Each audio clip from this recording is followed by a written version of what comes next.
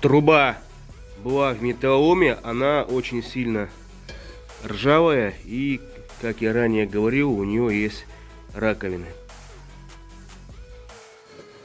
Чуть подольше почистить.